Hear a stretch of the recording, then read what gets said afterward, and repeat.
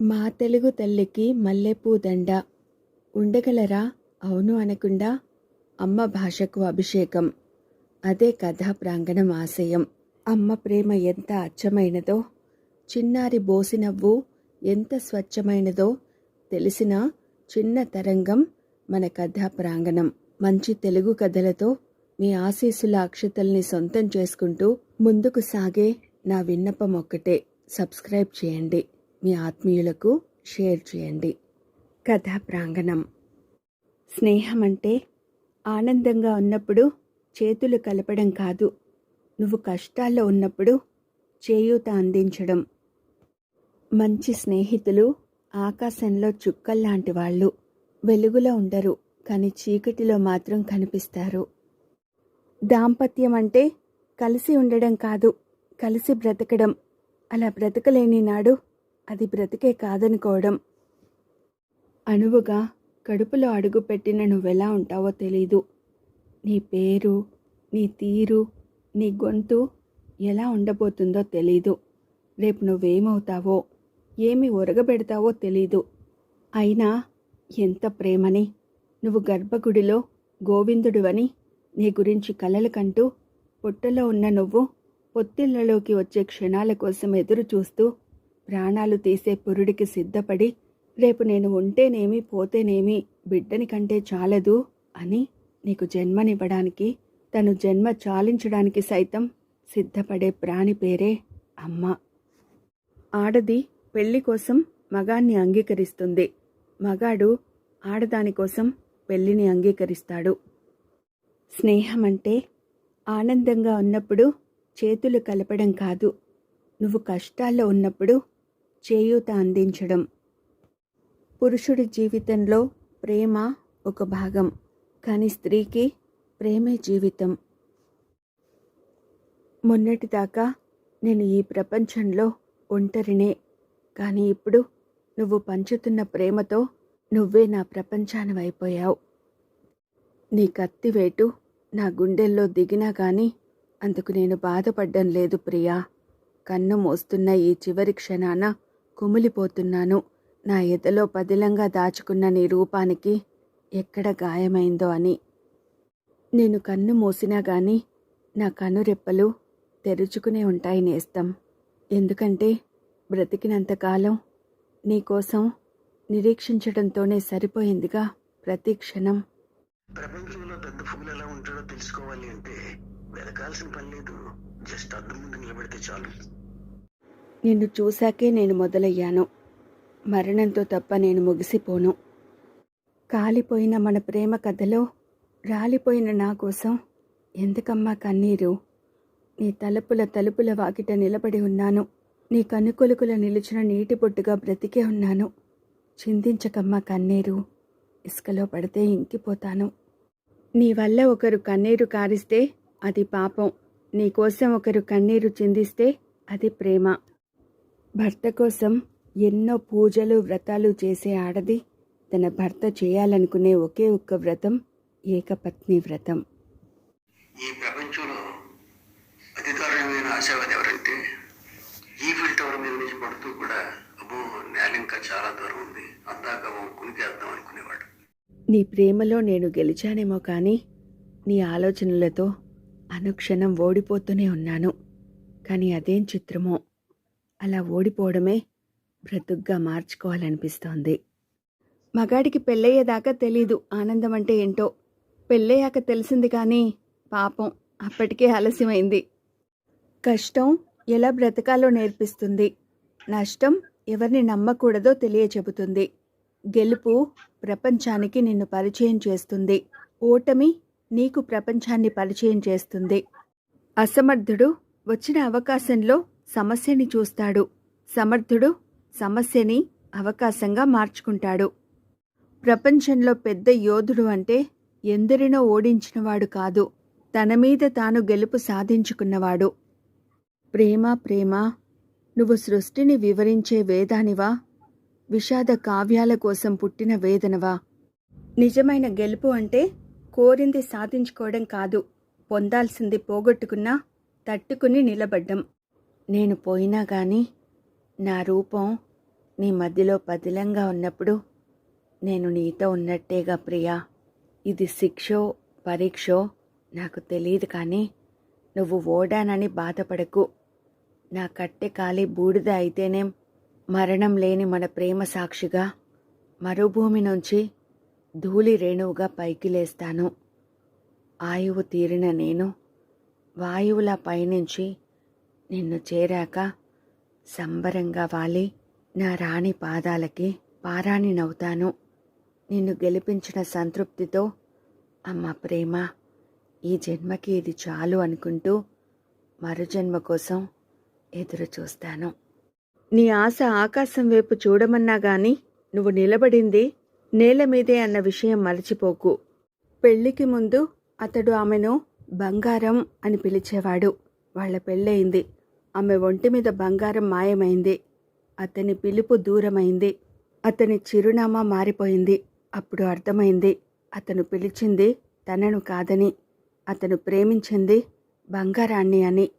అప్పటికే ఆలస్యమైంది. బంగారం కన్నా విలువైన కాలాన్ని కోల్పోయింది.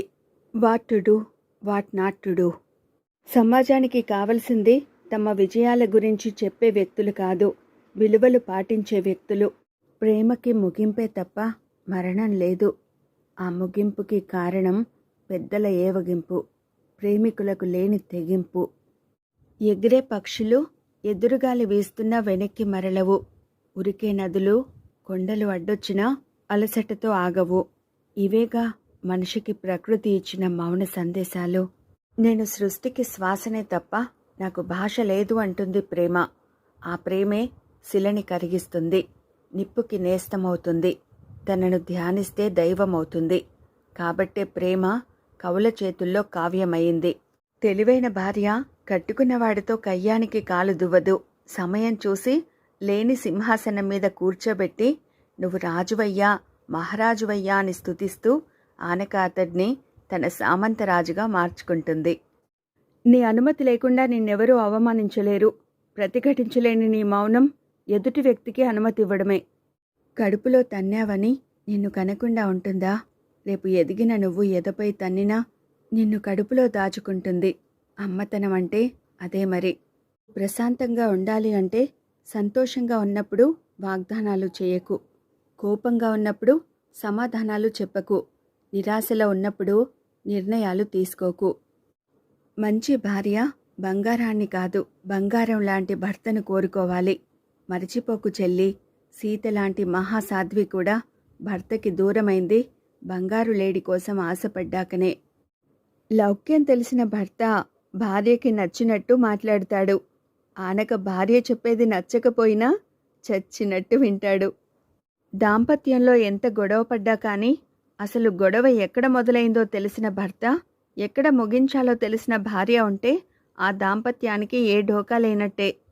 ఎంత చెప్పినా నా భార్య మారడం లేదు అంటావే కానీ నువ్వెందుకు మారకూడదు అని ఎప్పుడైనా ఆలోచించావా? ఉదయం నీకు మెలకువ రాగానే పక్కన పసిపాపలా నిద్రపోతున్న భార్యని ప్రేమతో కాస్త పలకరించు చాలు. ఇక ఆ రోజంతా నీ భార్య నీ రోజుగా మారిపోతుంది. బ్రతుకు పంచుకున్న భార్యాభర్తలు తమ కష్టసుఖాలు పంచుకుంటే ఆనందం రెట్టింపవుతుంది, సమస్య సగమవుతుంది. తెలివైన ఆడపిల్ల అంటే ప్రేమించుకునే రోజుల్లో నువ్వు నా గుండెలో బందీవి అని ఉత్సాహపరిచి ఆనక పెళ్ళయ్యాక మతిలో కాదు ఇక నోరు మూసుకుని గదిలో పడుండమని ఇంటి గదికి గొళ్ళెం పెట్టేది. పెళ్ళంటే కవర్ పేజీ చూసి కథ ఊహించడం లాంటిది. అయ్యాక గాని తెలీదు ఆ జంట కథ అల్లరో థ్రిల్లరో. నీ ఇంటికి వచ్చిన కోడల్ని నువ్వు కూతుర్ని చేసుకుంటే ఆనక నీ వృద్ధాప్యంలో నీకు అమ్మాయి ఆదుకుంటుంది. ప్రపంచం మారనిది చెప్పేవాళ్లు ఎక్కువై చేసేవాళ్లు తక్కువై. భార్యని పిచ్చిగా ప్రేమించే ఓ మొండి మొగుడు నువ్వు నా మొద్దుల యూట్యూబ్ ఛానల్వే అంటే డిస్క్రైబ్ చేసింది చాలు, ముందు సబ్స్క్రైబ్ చేయమందట ఓ పెంకి పెళ్ళాం. ఇంటికొచ్చిన భర్త అదోలా ఉంటే అతడు చెప్పేదాకా కారణం అడక్కు. ఒకవేళ చెప్పినా కానీ తను అడిగేదాకా సలహా ఇవ్వకు. అత్తారింట తన కూతురు వేరుకాపురం పెడితే తల్లికి సంబరం. అదే పని కోడలు చేస్తే కంపరం. కూతురు చేస్తే ఒప్పు, కోడలు చేస్తే తప్పు. భర్తకి భార్య ఓ నిలువుటద్దం లాంటిది. నువ్వెంత గొప్ప భర్తవో అర్థం కావాలంటే అప్పుడప్పుడు ఆ అద్దంలోకి చూడు చాలు. దేవుడు తనకు బదులు నీకు అమ్మనిచ్చాడు. ఆ అమ్మని నిన్ను కాపాడ్డానికి నాన్ననిచ్చాడు. కన్న కొడుకు చెట్టంత ఎదగాలని కోరుకుంటాడు. ఆ తండ్రే కొడుకు తిట్టుకున్నా పట్టుబట్టి పాదాల కింద మెట్టవుతాడు. తేడా వస్తే తెలివైన జంటలు చర్చించుకుంటారు. వైలెంట్ జంటలు వాదించుకుంటారు. మొదటి జంట సైలెంట్ అవుతారు. రెండో జంట కీచులాటతో కోర్టుకెళ్తారు. నీ కొడుకుని కొంగున కట్టేసుకుందని కోడల్ని ఆడిపోసుకోకు. కట్టుకున్నవాడిని అమ్మని మించి ఆకట్టుకున్న ఆడపిల్ల దక్కిందని ఆనందించి ఆశీర్వదించు. నువ్వు నా కళ్ళతో నిన్ను చూడు. నాకు నువ్వు ఎంతో నీకు అర్థమవుతుంది. నా మనసుతో చూడు. నా మరణం దాకా నీతో నడిచే తోవ కనిపిస్తుంది. నువ్వు గావు కేకలు పెడుతున్నా నీ భార్య మౌనంగా ఉందంటే నీకు భయపడి కాదు, నీ అవివేకానికి జాలిపడి. ఇప్పటి పరుగుల జీవితంలో అశాంతికి కారణం ప్రేమ లేక కాదు, ప్రేమని వ్యక్తం చేసే టైం లేక. సంతోషంగా ఉన్నప్పుడు వాగ్దానాలు చేయకు. కోపంగా ఉన్నప్పుడు సమాధానాలు చెప్పకు. నిరాశలో ఉన్నప్పుడు నిర్ణయాలు తీసుకోకు. కొడుకుగా నువ్వెంత ఎత్తుకు ఎదిగినా నిన్న నువ్వు కూర్చున్న నాన్న భుజాల ఎత్తుకన్నా అది తక్కువే. దాంపత్యంలో నువ్వే నేను అనుకుంటే చేరేది తీరం, నువ్వా నేనా అనుకుంటే పెరిగేది దూరం. తల్లి కాబోతున్న ప్రతి స్త్రీకి తను అమ్మ అవుతున్న అనుభూతి కన్నా బ్రతుకు పంచుకున్న భర్త బిడ్డకి అమ్మని అవుతున్నాను అన్న ఆనందమే ఎక్కువ. కుటుంబాలు నాశనమయ్యేది తప్పుడు పనులు చేసి కాదు, చెప్పుడు మాటలు విని. పుట్టగానే తొలిసారి ప్రేమతో పిలిచే పురుషుడు నాన్న కాబట్టే ప్రతి ఆడపిల్ల నా అనుకున్న భర్తలోనూ నాన్ననే వెతుకుతుంది. భర్తను ప్రేమించే భార్యవే అయితే నువ్వు భార్యగా గెలవాలన్న ప్రతిసారి భర్త దగ్గర ఓడిపోవాలి. నీ తల్లిదండ్రుల్ని నీ భార్య కన్న బిడ్డలా ప్రేమించాలి అంటే ఆమెను కన్న తల్లిదండ్రుల్ని నువ్వు కొడుకులా గౌరవించాలి. ఇది రూలు కాదు, నీకు జరిగే మేలు. మంచి భార్యలంతా మంచి కూతుళ్ళుగా పెరిగిన ఆడపిల్లలే. కొడుకు పుట్టాడు అన్న సంబరంతో ఉన్నది ఊడ్చి నిన్ను అంతవాడిని చేస్తే అమ్మా నాన్నల ప్రేమకి శ్రమకి నువ్విచ్చే బహుమతి వృద్ధాశ్రమమా? తన ఇంటి పేరు మార్చుకుని నీ ఇంటి పేరుతో నీ ఇంటికి వచ్చిన ఆడపిల్ల నీ భార్యగా మారాలి అంటే నువ్వు తన భయాన్ని చెరిపే అభయం కావాలి. ఓడిన వాడికి గెలిచిన వాడికి ఉన్నది రోజుకు 24 గంటలే. కాకపోతే తన పని మాని ఎదుటివాడిని చూసి ఏడ్చేవాడు వెనుకపడతాడు. పనితో తప్ప పక్కవాడితో నాకేం పని అనుకునేవాడు ముందుకెళ్తాడు. అందమైన దాంపత్యానికి కావలసింది అర్పణలు సమర్పణలు మాత్రమే కాదు, అరుదుగా అవసరమయ్యే క్షమార్పణలు కూడా. తినడానికి తిండి లేని స్థాయి నుంచి తినే టైం కూడా దొరకనంత స్థాయికి నువ్వు ఎదగడం గొప్పే, కానీ నీ కుటుంబానికి కూడా టైం కేటాయించలేని స్థాయి అయితే నీకు బ్యాడ్ టైమే. భార్య అంటే నీ ఇంట ఊడిగం చేసే బానిస కాదు, నీకు పిల్లలని కనే యంత్రము కాదు, ఇల్లాలుగా నీ ఇంటిని కాపాడే మంత్రం. జపిస్తావో శపిస్తావో నీ ఇష్టం.